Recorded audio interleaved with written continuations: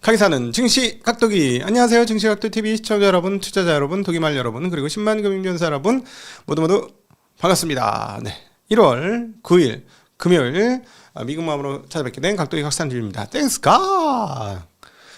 It's Friday. 네, Friday. 네. 네. 자, 근데 오늘 미국 시장이 한국의 투자자분들 입장에서는 좀 싸했습니다. 자, 오늘 장 한마디. 성장주에서 경기 순환주로의 이동 시작? 네. 조금 싸했어요. 근데 시장은 나쁘진 않았습니다. 지수에서 보셨다시피 시장이 나쁘진 않았어요. 자, 전반, 이거는 딱 보면, 맵을 통해서 확인해 보면 바로 나오는 대목인데요.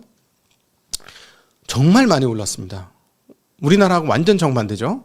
한국이 어땠습니까? 한국이 어제 그 ADR 지표 보여드리면서 이 말도 안 된다. 지수가 사상 최고치인데 이거 바닥 찍는 건 생전 거의 처음 보는 것 같다. 이 정도로 심한 건 처음 본 것 같다라는 말씀 드렸는데 미국이 지난 2년간 상당히 그런 모습을 보였습니다.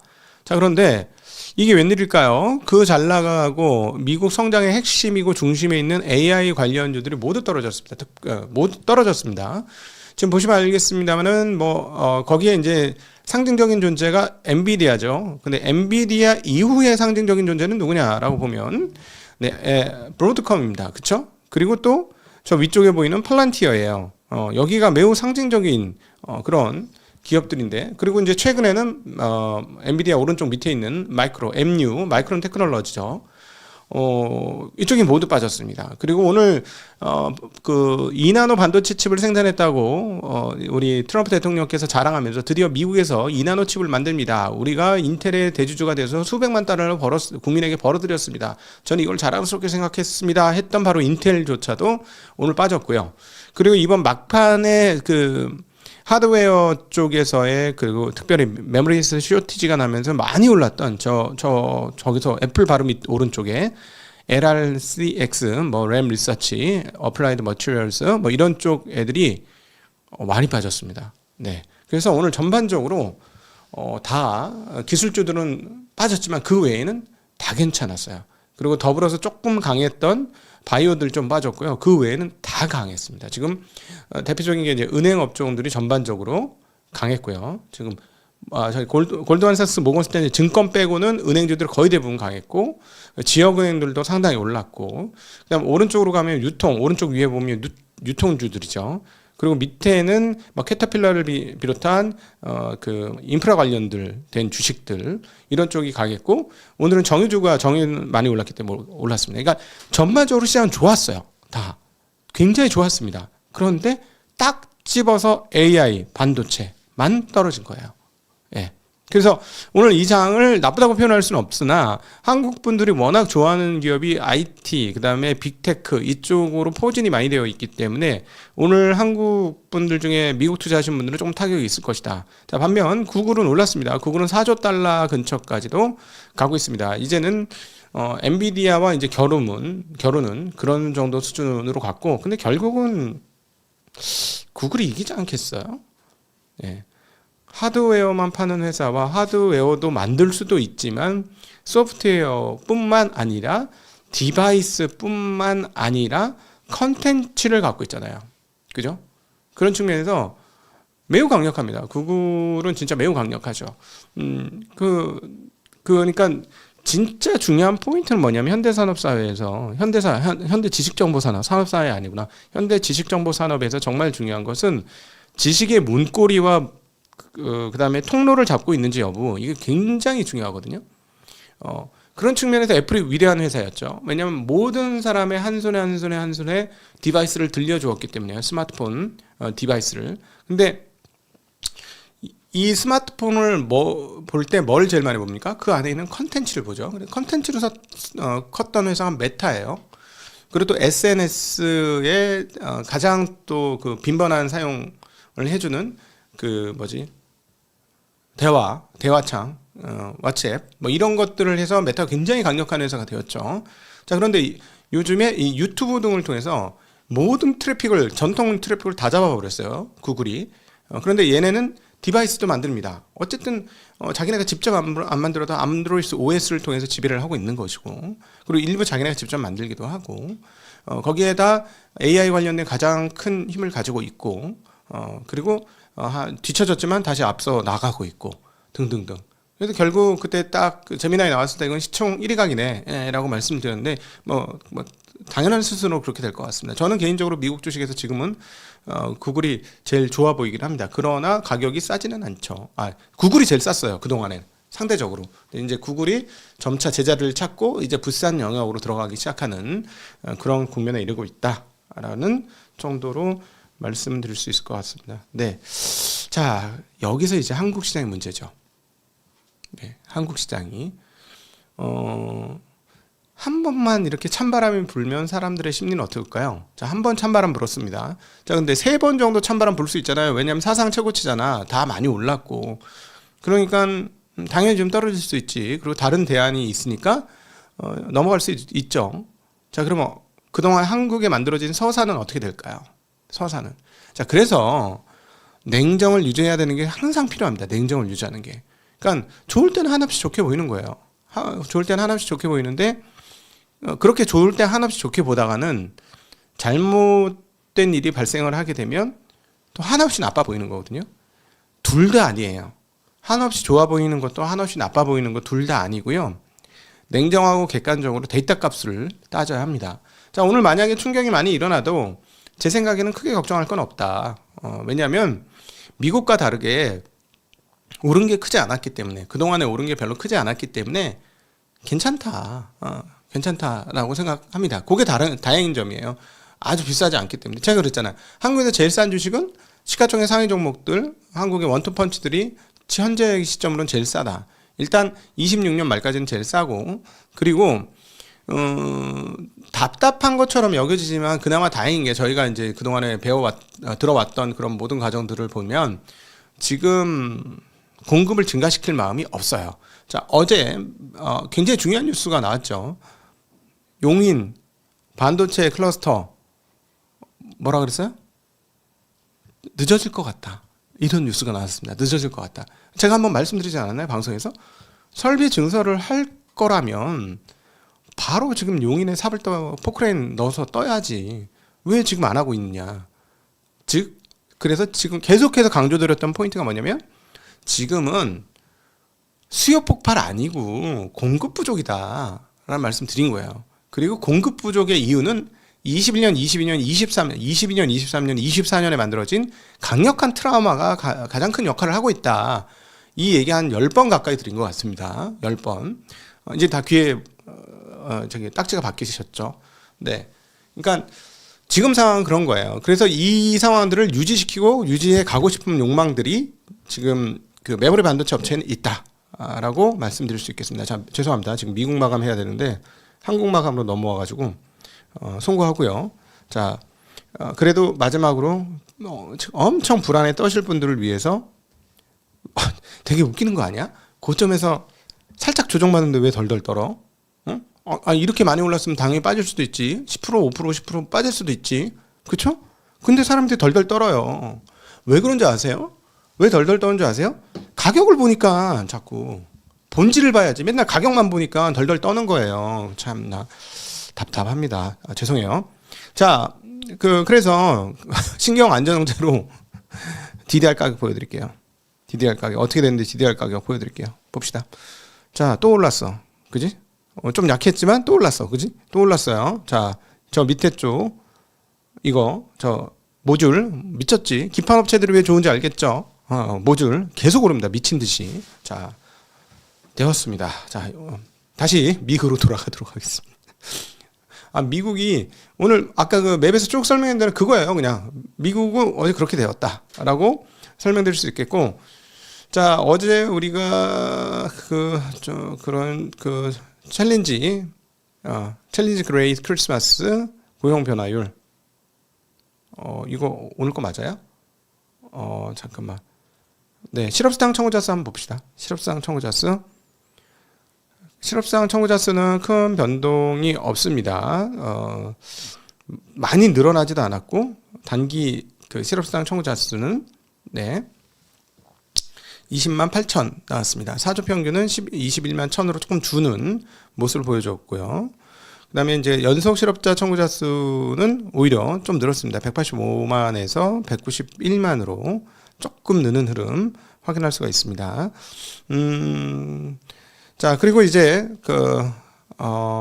금리 볼게요. 금리물이 이거는 미국 시장의 압박 요인입니다. 제가 보기에는 금리가 안 내려가요. 10년물 국채금리가 계속 4.15 이상에서 계속 놀고 있어. 이번에 지금 떨어지는 거 아니야 했는데 다시 4.17입니다.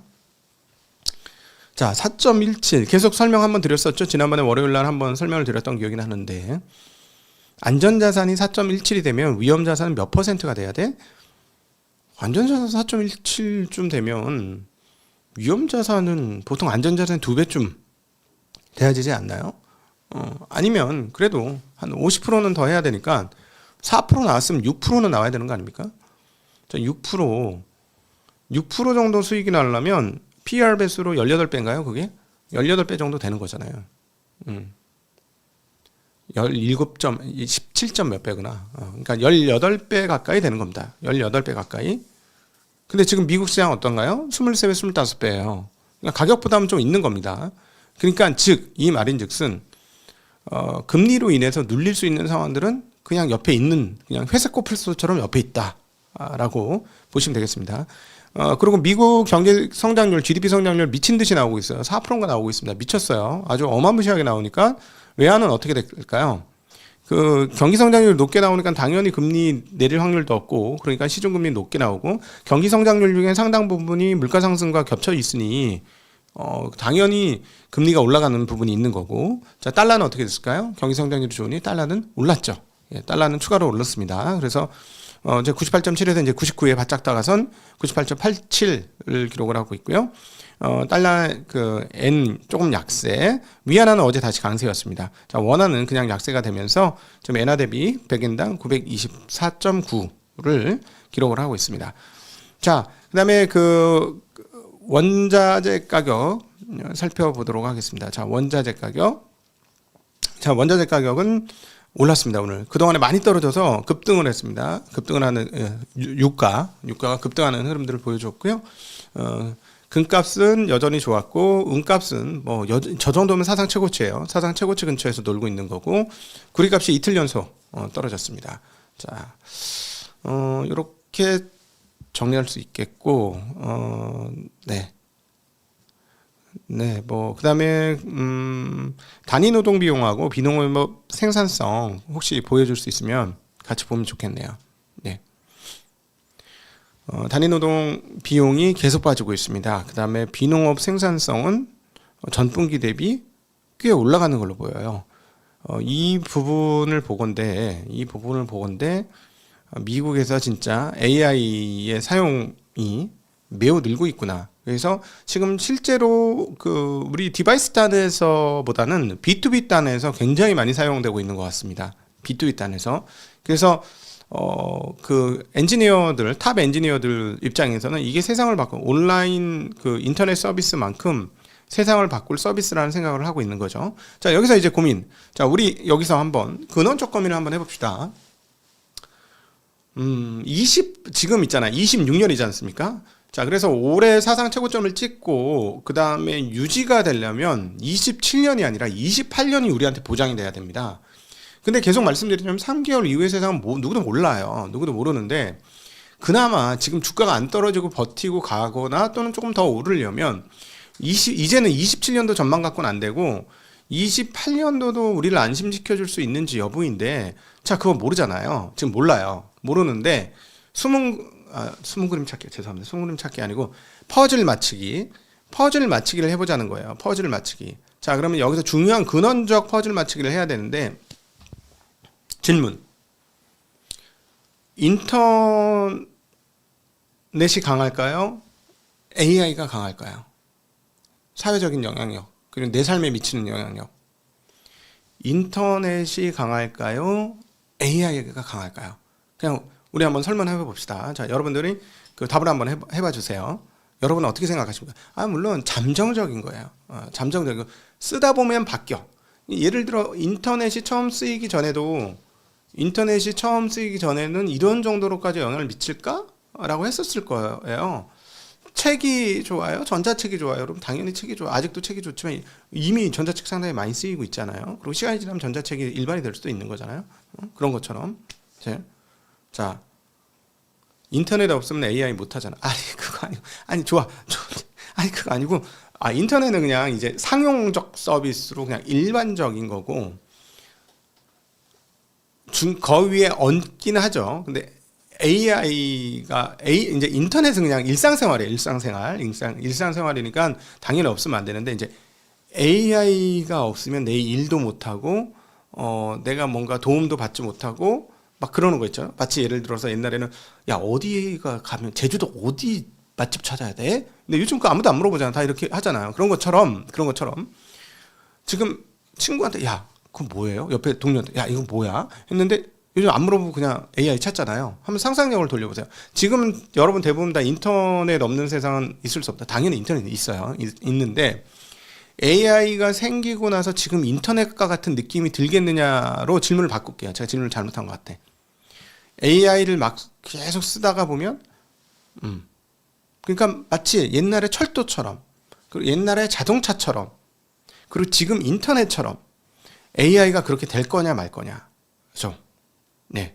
지금 우리 인터넷 비용 쓰는 거, 돈 쓰는 거는 한 달에 10만 원, 20만 원 나와도 안 쓰실 분이 있어요. 자, 핸드폰 꽤나 비싸잖아요. 꽤나 비싸지 않습니까? 뭐 심지어는 한 달 월급을 내야 되는 핸드폰도 있잖아요. 그러면 그 핸드폰 없이 살 수 있어요, 없어요? 한 달 월급에다 나 도저히 못 사겠네. 내가 뭐 쌀이 중요하지 지금. 쌀이 중요하지 지금. 폰이 중요하지. 미친 거 아니야. 쌀은 없으면 죽어. 폰은 없어도 안 죽어. 뭐 이렇게 할 수도 있잖아. 이렇게 할 수도 있잖아. 근데요, 아니잖아요. 딱 그 논조로 물어보는 거예요. 그 논조로 만약에 AI가 되면 없어도 살 수 있을까? 일상화되면? 저는 이거를 탑 엔지니어들은 먼저 상상을 했을 뿐만 아니라 그 현실로 생각하는 것 같아요. 제가 이 질문을 왜 드리냐면 AI가 돈이 될 거냐는 거예요. AI가 필수품이 되면 돈이 되는 거잖아요. 그러면 되는 거지. 제2의 인터넷처럼 되는 거죠. 그러면 28년은 밝은 겁니다. 자, 근데 지금 우리 여러분 막 이렇게 얘기를 하셨습니다만, 애매하잖아. 지금 안 보이니까 애매하죠, 그렇죠? 느낌 있으십니까? 좀 이 애매한 느낌 있으십니까? 자, 이게 딱 지금 투자 시장의 애매함입니다. 이해되시나요? 되게 러프하게 설명을 드렸는데 이게 어떻게 정확하게 딱 집어서 말씀드리기가 좀 애매한데, 이 애매함이 지금 투자자한테도 있는 애매함이에요. 예. 애매함이에요. 즉 AI 좋긴 좋은 것 같고, 써보니까 괜찮은데, 되게 좋은데 이걸 내가 돈 내고 써야 해? 하는 거죠. 돈 내고 써야 해? 참고로 주변에서 보니까 이제는 유튜브 없이는 못 살아 이러는 분이 굉장히 많아졌어요. 저는 참고로 제가 유튜브 나오기 전엔 유튜브를 안 봤습니다. 아니, 내 나오는 거 보는 이런, 아니 저거 아니야. 그걸 뭐라 그러지? 나르시즘. 나르시즘 아니고 제가 그 19년도에 3% 1월 달에 처음 하기 전에는 유튜브를 몰랐다고. 나는 유튜브를 몰랐는데 그 정도였는데 이제는 참 유튜브가 제 삶의 일부가 됐으니 참 놀라운 일입니다만, 어쨌든 그렇게 되는 거잖아요. 그렇게 되는데 저는 AI가 시간이 지나면 그렇게 될 거는 같아요. 그렇게 될 거는 같거든요. 그렇게 될 거는 같은데 몇 년 안에 그렇게 될 건지가 조금 의문이에요. 그리고 자율주행도 한 번 써보면 못 끊습니다. 못 끊어요. 한 번 쓰고 나면 계속 쓸 수밖에 없어요. 근데 이제 그 한 번 쓸 때까지는 기존의 패턴이 있기 때문에 불편한지 전혀 모르거든요. 근데 한 번 가면 못 돌아와. 이게 있는 거죠. 자, 여러분 생각해보세요. 유튜브 끊고 생활해보라고 생각해보세요. 나 유튜브 끊고 나 잘 살 수 있어. 뭐 아무 상관없어. 뭐 유튜브 없어. 뭐 나는 나의 인생이 너무나 재밌어. 자, 그러려면 저처럼 전원 생활을 하시면 되지. 전원 생활. 너는 너무 이쁘다. 들고 사. 계속 보니까 너무 이쁘구나. 아, 정말 삶이 너무 만족스러워. 너 꽃, 내가 이렇게 다양하고 아름다운 꽃을 볼 수 있다니 너무 아름답고 좋아. 인생은 아름다워. 좋죠. 이게 우리가 바라는 세상 아니에요. 그죠? 좋죠. 아, 이거 돈도 안 드는 세상인데 왜 이걸 못 살고 있지? 이렇게.